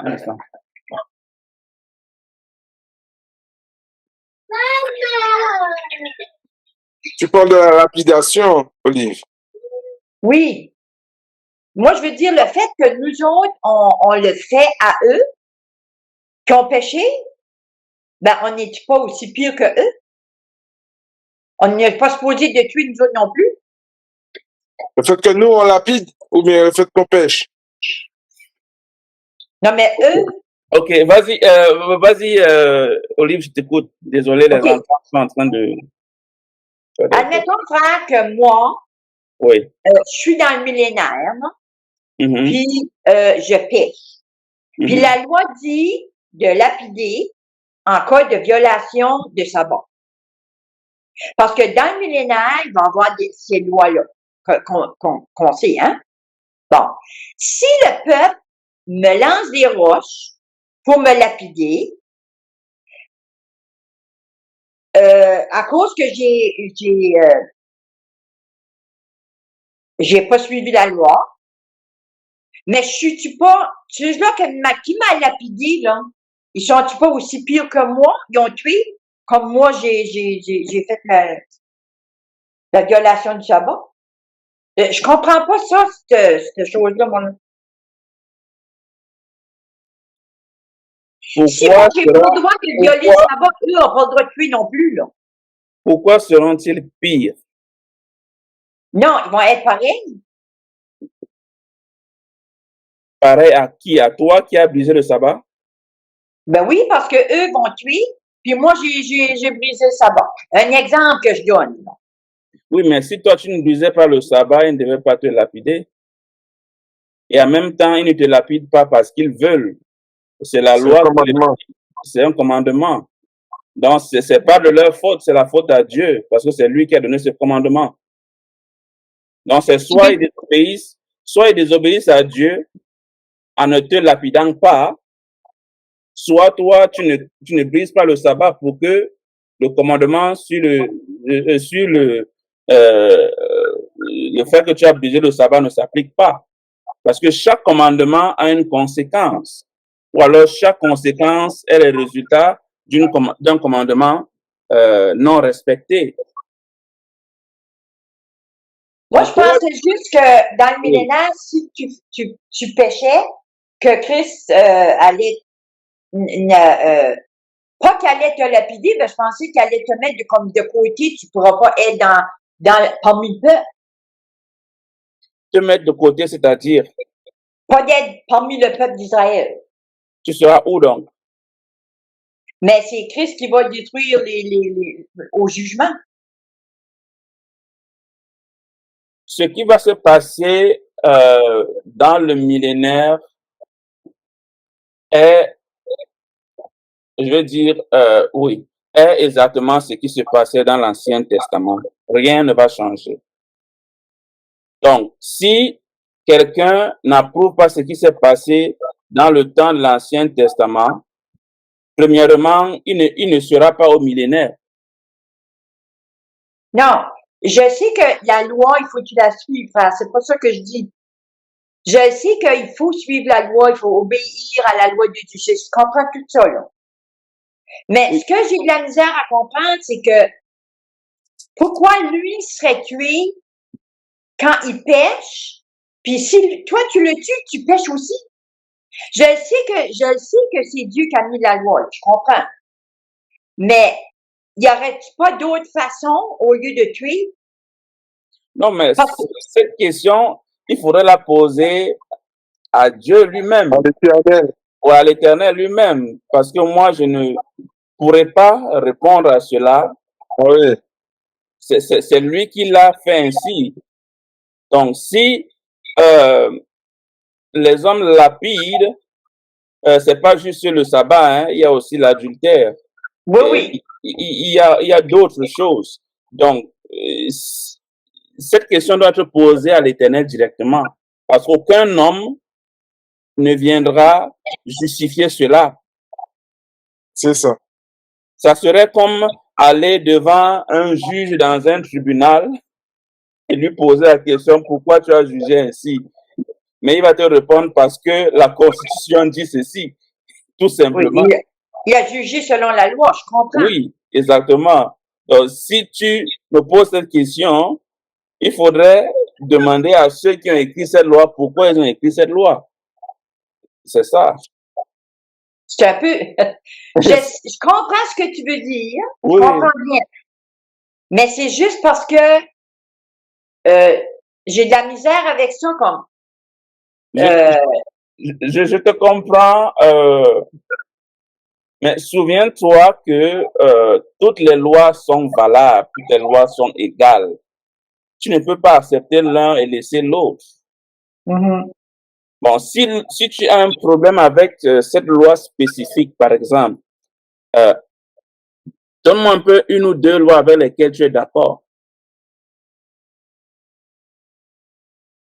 Pardon? Tu as un peu du mal avec la loi sur le lapidage, n'est-ce pas? Oui, à cause que je trouve que Voilà. un n'est pas meilleur que l'autre. OK. Maintenant, j'aimerais que tu me dises un peu une ou deux lois avec lesquelles tu es d'accord. Ben, je suis d'accord avec le livre de la loi, je suis d'accord. Non, non.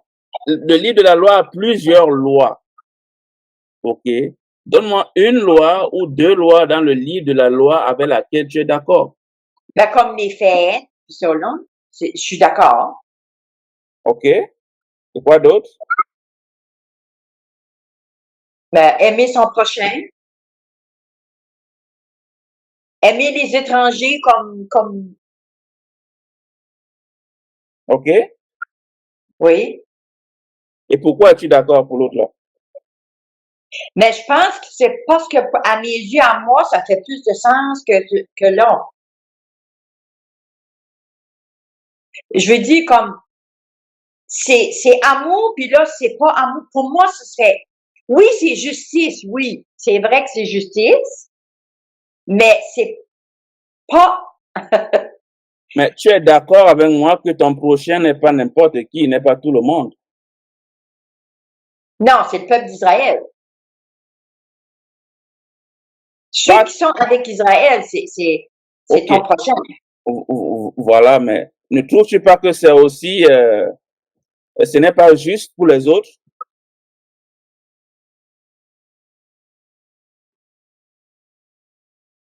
Pourquoi ton prochain doit-il être uniquement Israël et ceux qui sont avec Israël et pas les autres? C'est Non, injuste. les autres nations, frère, est-ce qu'ils sont nos frères? Mais tu as dit que tu étais d'accord avec cette loi et moi je te pose la question. Parce que une personne, n'est-ce pas, de cette nation peut venir te dire, mais c'est injuste. Pourquoi nous ne sommes pas ton prochain aussi? Mais je comprends pas ce que tu me dis, là. Je la comprends pas. OK, je me répète. Tu as dit que tu es d'accord avec la loi sur aimer son prochain, n'est-ce pas? Oui. Et moi, je suis en train de dire ceci, que tu es d'accord avec moi que ton prochain, ce n'est pas tout le monde. Ben oui, c'est tout le monde. Tu Mais dis? oui, c'est tout le monde. Parce que dans le Nouveau Testament, les Samaritains, là, c'était pas des Israélites, Je suis d'accord. mais il faut qu'ils sont, ces personnes-là, il faut qu'ils soient dans le peuple d'Israël, il faut qu'ils soient des frères, c'est ce que tu veux dire? C'est pas ce que je veux dire. Ce que je veux dire, c'est qu'il y a des conditions qui doivent être mises en place pour que quelqu'un soit considéré comme ton prochain ou pas. Il y a des conditions qui peuvent faire en sorte que un Israélite ne soit pas ton prochain et il y a des conditions qui peuvent faire en sorte qu'un non-Israélite soit ton prochain. Donc, dépendamment de chaque situation, la loi peut être juste ou injuste. Je veux OK. revenir au fait du lapidage en ceci. Si tout le monde brise la loi et que rien n'est fait, qu'est-ce que ça va causer? Non, je sais que ça marcherait pas parce qu'il faut avoir des lois et des règles pour que ça marche. Exactement. Donc, s'il n'y a pas lapidage, du moins s'il n'y a pas punition parce que quelqu'un n'a pas respecté le sabbat, une autre personne va aussi refuser de respecter le sabbat. Ou alors s'il n'y a pas punition lorsque quelqu'un commet l'adultère avec une autre femme, la femme de quelqu'un d'autre, tout le monde va connaître l'adultère parce qu'il n'y a pas de punition. Et le péché va aller en grandissant et tout le pays sera dans le péché. Mais comme que c'est aujourd'hui. Exactement. Donc tu vois avec moi que il est nécessaire d'avoir des punitions radicales pour faire respecter la loi dans une certaine mesure. Mm. Et ce n'est pas Oui. tous les péchés qui sont punis de la sorte. Il y a d'autres péchés qui sont pardonnés, comme par exemple le vol. Lorsque quelqu'un vole, selon la loi, tu devais restituer l'objet que tu as volé plus 5%. Et tu devais faire des sacrifices d'expiation dans le temple. Okay. Ça, par exemple, c'est un pardon. Oui, c'est un peu dur à comprendre, mais je comprends ce que tu veux dire. Ce que je dirais, c'est que nous ne pouvons pas justifier la manière dont l'Éternel a donné ses commandements. Lui seul sait pourquoi il les a donnés et lui seul peut se justifier. Oui. Donc moi, je ne pourrais pas te dire pourquoi lapider ou pourquoi ne pas lapider, parce que moi aussi, je suis soumis à ses commandements. Mm. Donc, si tu aimerais avoir cette conversation avec lui, ça serait l'idéal.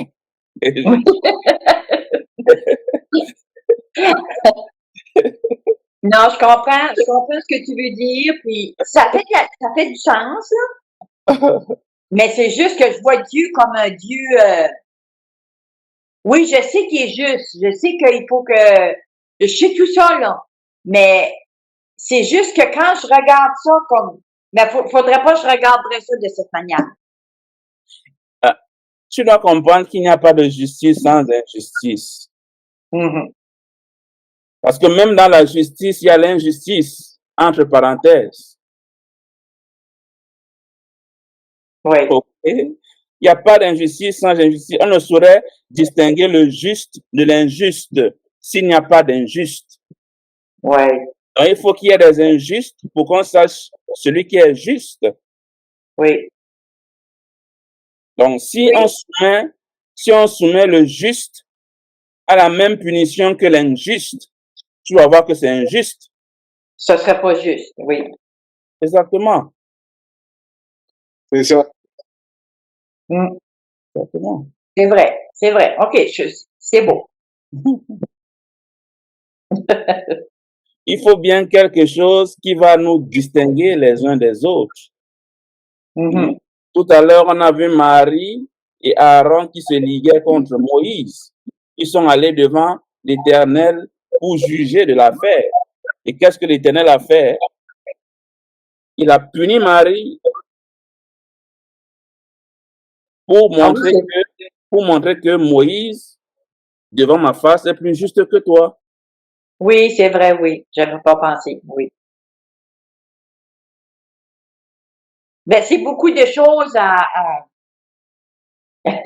la tête, hein? Ah oui, c'est pourquoi nous devons lire tous les jours pour partager et mieux comprendre. Mm-hmm. Oui, Ben, merci, frère. de rien, de rien. Y a-t-il d'autres questions, d'autres commentaires? De ma part, non. Nous sommes arrêtés Ah, est-ce que vous avez fait un petit commentaire? Oui, Là, à partir du verset 37-38, ça c'est il parle de la frange que les Juifs portent, là. la frange, oui, la frange. Donc la frange, c'est pour se rappeler des commandements. Exactement, D'accord. exactement. Ça peut être ton nouveau style vestimentaire, ta marque. Oui, Et si quelqu'un te pose la question, eh mon frère, qu'est-ce que c'est? Tu dis que c'est la marque de Dieu. oui, mais ils vont dire non, ça c'est les Juifs. Mais tu n'es pas juif alors? Non, mais je veux dire que ça c'est les Juifs israéliens. Non, mais tu ne peux pas justifier tout le monde, mon frère. Hein? Tout le monde ne peut pas comprendre ton langage ou bien notre langage. C'est ça. Non, tu seras plus direct avec d'autres et tu seras plus détaillé avec d'autres. D'accord. Ouais. Moi, lorsque quelqu'un me pose cette question, je lui dis tout simplement, c'est ma tradition, c'est tout. Et ils te parlent pas des Juifs israéliens. Ah, pas toujours, pas toujours. Hmm. Tu seras surpris de combien de personnes sont ignorants, hein, mon frère. Même les chrétiens. Beaucoup vont voir ça, ils ne sauront pas ce que c'est. Et c'est quelque chose que l'on fait soi-même ou Oui, tu peux le faire toi-même si tu connais. Ou tu peux acheter, oui. Oui, ou tu peux acheter, ou alors tu donnes à une couturière qui, qui te le fait. Ça dépend de toi. Il n'y a pas de modèle précis. ils mettent un cordon de pourpre violette à cette coupe sur le pan de leur vêtement. Donc c'est un cordon violet, pas un cordon blanc. Bleu. Bleu, oui. De ton côté, c'est pourpre. Moi j'ai dit et qu'ils mettent un cordon de pourpre violette à cette coupe sur le pan de leur vêtement. Ah, Bon, dans ma version, c'est bleu. Et je vois souvent les franges, elles sont blanches. Oui. Okay, they make them fringes in the Je pense border. que la tête doit être blanche. Yeah. Non, ici, c'est bleu. Chez toi, c'est pourpre. Oui.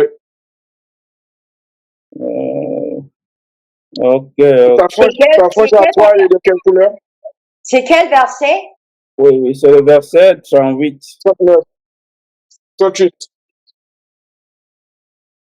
Bon, lorsque je regarde À son. en strong, le mot c'est ticklet et ça se traduit comme couleur violette. Mais dans le texte, ça dit bleu. Mm. Moi, c'est du violet. Dyed with blue. And that is the color violet obtained from stuff dyed with. Bon, on va dire une couleur qui tend. Moi, personnellement, c'est bleu et blanc. Moi, dans une Bible, c'est marqué pourpre, puis dans l'autre Bible, c'est violet. Ouais, ouais. Pourquoi ils ont mis bleu ici? Ça n'a rien à voir. Bon, ok. Vous voyez autant de détails? Sont différentes d'une Bible à l'autre. Hein. Ouais, ouais. Autant de détails, c'est. Ah, ok. Bon, s'il n'y a plus de questions, Mireille, elle est là? Oui, mais elle a la migraine. Je ne sais pas si elle va répondre. Oui, elle a dit merci. Elle écoute, mais voilà. Elle va répondre. Ah, elle a disparu. Bon, je pense que nous avons atteint le temps à partir pour la lecture d'aujourd'hui. J'avais une doléance à faire. à partir du mois prochain, le 8 mai, je vais commencer une Oui, formation. je suis là, frère. Oui, oui. Je vais commencer une formation. Je disais tantôt que le 8 mai, le mois prochain, je vais commencer une formation tous les samedis pendant 3 mois. Et c'est prévu commencer de 10h à 15h. Donc, du coup, je voudrais que nous discutions sur une horaire, n'est-ce pas, qui pourrait nous arranger temporairement, le temps que je termine. Mes frères, mais normalement, la lecture biblique, chez vous, elle commence à 11h ou c'est à 10h. À 10h, oui. Donc là, tu parles que la formation va commencer à 10h, heure de chez toi. Oui, heure de chez moi. Et l'heure de la lecture biblique, il n'y en aura pas? C'est ce que je dis, que je voudrais que nous trouvions une heure convenable pour nous, pour ne pas décaler le programme. Parce que nous, il ne faut pas oublier qu'il y a Il y a le décalage. le décalage Quand c'est horaire. 10 heures chez vous, nous, c'est l'après-midi Et aussi. 16h chez nous. Donc, je me disais, au lieu de 10h, on pourrait commencer à 8h, par exemple. Donc, Oui. on fait de 8h à 10h. Là, à partir de 10h, je peux faire ma formation sans problème. Là, on ne change rien. Olive? Ah, tu voulais qu'on avance l'horaire de lecture biblique? Oui. D'accord, non, mais il n'y a pas de souci. Hein. Oui. Parce qu'on Ça ne serait, pourra pas attendre 15h. Parce que 15h, ce sera 21h. Oui, ça serait tard. Ça serait tard. Ouais, ça sera très tard même. ça serait quelle heure? Moi, pour moi, midi. Bon, si c'est 8h à Toronto, ça veut dire c'est 9h chez toi, Olive. Oui. C'est ça? Oui, parce que c'est 1 heure, oui. 1 heure, OK. Est-ce que ça t'arrange?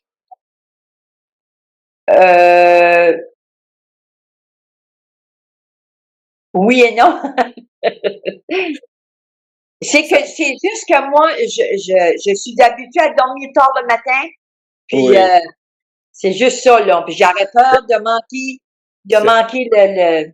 C'est temporaire. C'est pour 3 mois. Ça va commencer le 8 mai.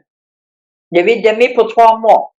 Oui, Ah, le ben, 8, oui, pour non, mais 3 c'est correct que je vais essayer de pas passer tout droit, là. Je vais m'arranger. Je vais faire l'effort d'avertir chaque veille pour que nous nous rappelions. Oui, parce que moi, je suis oublieuse. Je vais faire l'effort. Donc, ça, c'est 8 heures chez vous, ça fait quelle heure chez nous? 14h. Si 10h, 14 heures. 10h, ça veut dire c'est 13h chez vous. Non, c'est 6h. Hein. OK. Tout à l'heure, là, tu as commencé à quelle heure, Marc? Là, il est 18h17. 18h17. Ici, il est 12h17. C'est 6h. OK. Donc, ça veut dire que 14h chez nous. 10, 11, 12, 13, 14. OK. 14h. D'accord. OK. Mais ta formation, c'est une formation pour le travail ou une formation biblique? C'est pour le travail. D'accord. Le travail, donc. Pardon? Ah, d'accord. Non, donc ça ne nous concerne pas, nous. Non. Non, je suis en train de me reconvertir dans la cybersécurité. Non, c'était pour savoir si c'était une formation biblique, un truc comme ça. Non, Que tu avais créé toi-même, quoi. Non, c'est professionnel. D'accord. OK, il n'y a pas de souci, ça marche. OK. Bien. Ça marche. Donc, juste pour vous prévenir, ça ne commence pas la semaine prochaine, OK? Nous en avons encore au moins pour... Non, le 8 mai, tu as dit? Oui, 3 semaines, je pense. Ouais. Voilà, ça commence. OK. Bien. Nous allons conclure la lecture d'aujourd'hui. Et nous allons prier pour conclure. Je vais prier. Merci éternel, Dieu de gloire et de bonté, toi qui vis et qui règne pour les siècles des siècles. Nous te rendons grâce aujourd'hui d'avoir permis que nous puissions commencer et terminer sans encombre et sans accident. Nous t'implorons également, éternel, d'apporter la santé à nos membres, de la force à nos membres, de la connaissance en abondance, pour que nous puissions pratiquer ce que nous lisons et que nous ne soyons pas des serviteurs oublieux. Préserve-nous, éternel, jusqu'à notre prochaine visite et accorde-nous de toujours grandir davantage dans ta présence au travers de ce que nous lisons. Amen. Amen. Amen. Amen. Shabbat shalom et Amen. Shabbat shalom. Shabbat shalom. bye bye. Bye bye. Bye bye.